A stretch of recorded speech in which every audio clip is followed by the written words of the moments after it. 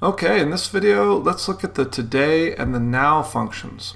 And these are a little different than most other functions in Excel because they don't really ask for any data. They just use the date and time that your computer has set, and then it displays it to you. So if we put in the today function, we start with equals and start typing today, you'll see it says returns the current date formatted as a date. So we'll hit the tab to select that function, and you don't even put any info in there. You just close the parentheses and hit enter. And the day of this recording is July 10th, 2017.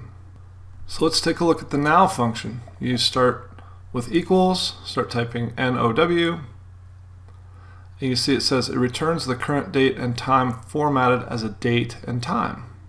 So we hit tab to select it, close the parentheses, and hit enter.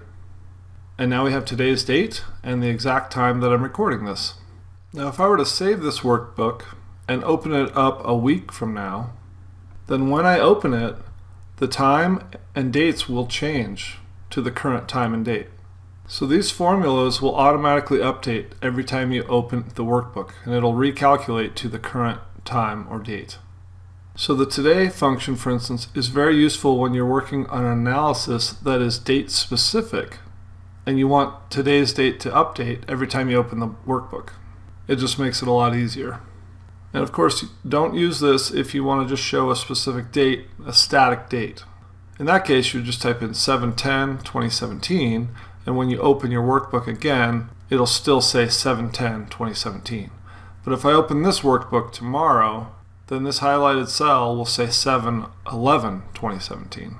Or you could use this formula and then copy the text here and paste it as a value using Alt-H-V-V. And once you paste it as a value, the formula is gone. You see this one shows the now formula, and then this one just shows the date. Now if you were to close and then reopen this file a day later, this one will still say July 10th, and this one with the formula will say July 11th, 2017. So that's how you use the today and the now functions to create a continually updating date entry in a cell.